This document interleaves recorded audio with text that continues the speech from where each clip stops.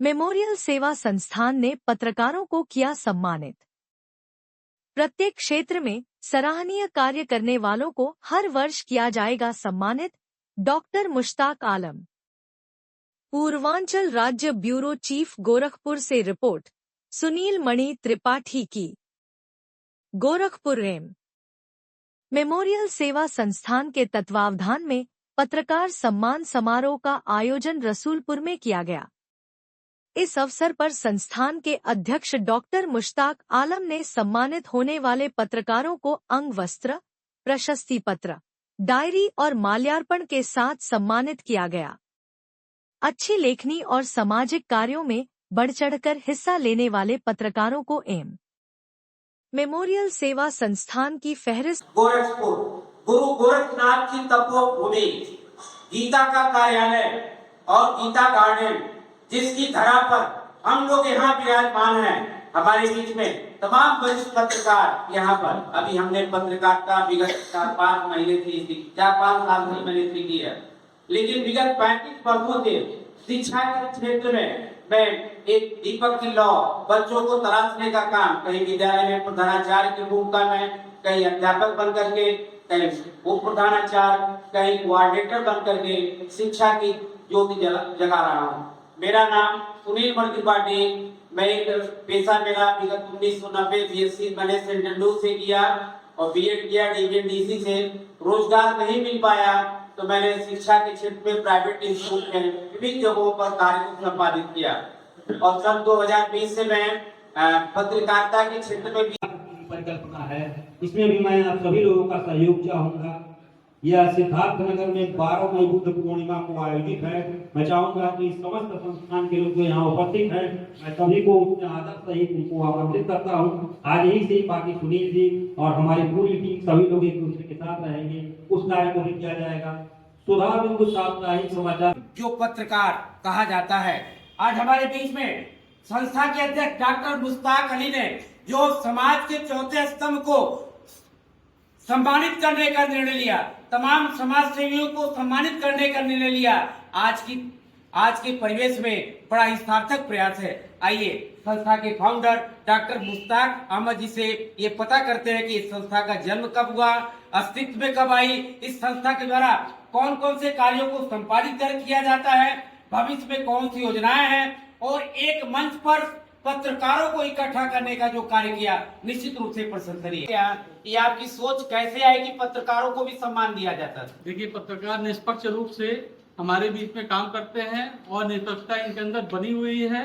इसलिए सबसे पहले हम लोगों ने कहा कि सबसे पहले हम पत्रकार लोगों को एकत्रित कर करके इनको सम्मान दें और उसके बाद से अपनी संस्था के बारे में इनको बताएं कि हमारी संस्था क्या करती है। सर, ये संस्था लगभग कितने वर्ष? ये संस्था लगभग 2000 सन से चल रही है। इसके संस्थापक ये संरक्षक डॉक्टर अजय श्रीवास्तव जी आप हमारे सामने देख रहे होंगे, डॉक्टर अजय श्रीवास्तव जी उपस्थित हैं। हाँ जी, आगे। और मैं डॉक्टर मुश्ताक आलम और इसके महामंत्री इल्मुल हुदा उपाध्यक्ष डॉक्टर नूर आलम साहब हैं और हमारे बहुत सारे बच्चे इसमें लगे हुए हैं, गरीबों के लिए लगे हुए हैं। हम लोग गरीबों के बीच में गए तो एक प्रेरणा जागी हम लोग के अंदर कि हम लोग कुछ करें, समाज के लिए कुछ करें, क्योंकि सरकार तो बहुत कुछ करती है लेकिन वो कुछ दे नहीं पाती है, वहां तक पहुंच नहीं पाती है। लेकिन हमने अपने बच्चों को ये बता के रखा हुआ, जाइए आप पता करिए कहाँ कौन से किसकी जरूरत है, उस जरूरत को हम लोग पूरा करेंगे।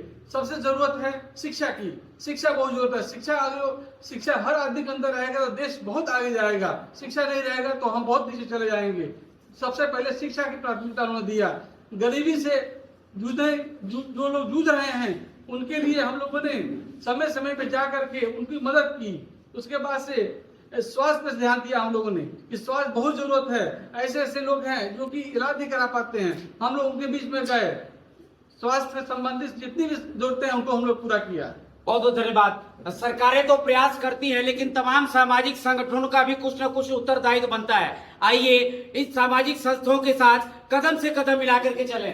हमारे बीच में इसके संरक्षक डॉक्टर अजय श्रीवास्तव जी भी उपस्थित हैं, जो विगत लगभग 25 वर्षों से संस्था के बीच में जुटे हुए तमाम सामाजिक जागरूकता जैसे कार्यक्रमों को संपादित कराते हैं, जो हमारे बीच में उपस्थित हैं। आइए आपसे पता करते हैं, सर भविष्य में कौन सी योजनाएं हैं जो इस संस्था के द्वारा जीवित की जाएगी? सर देखिए, भविष्य में बहुत सी योजनाएं हैं, जैसे डॉक्टर साहब ने बताया कि गरीबों की सेवा करना और प्रकृति के प्रति, आज प्रकृति के प्रति लोगों का रुझान एकदम खत्म हो चुका है, क्योंकि आने वाले समय में जल संरक्षण इन सबों पे भी, और गरीब लोग जो अपने बच्चों को पढ़ा नहीं पाते हैं, स्वास्थ्य सेवाएं नहीं दे पाते हैं, उस सब पे हम लोग काम कर रहे हैं। गरीबों को खोज खोज के हमारे वॉलंटियर जो हैं, जो जरूरतमंद है उन तक पहुंचा रहे हैं। क्योंकि कभी कभी होता क्या है कि जिसको जरूरत नहीं है वो भी ले लेता है लाइन में लग के, लेकिन हमारे वॉलंटियर सब जगह जाके उन जो जरूरतमंद हैं उन तक इन सुविधाओं को, जो MM मेमोरियल है उस संस्था के द्वारा सबको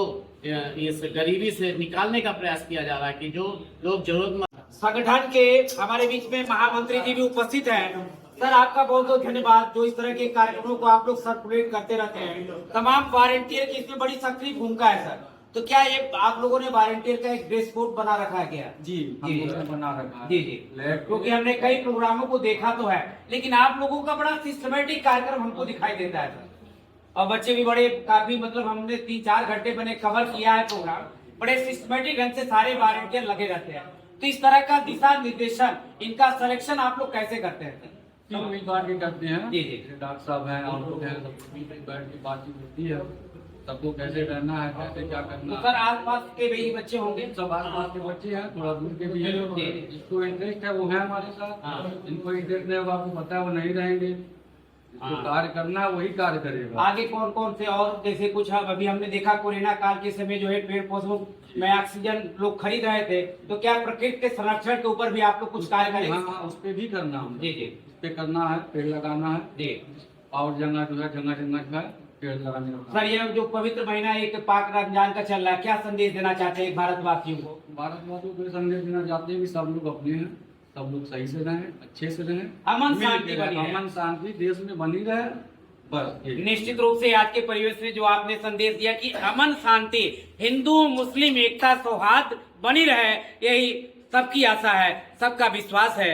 हमारा देश पुनः एक भारत विश्व विजय कहलाने में अपनी अग्रसारी भूमिका अदा करेगा।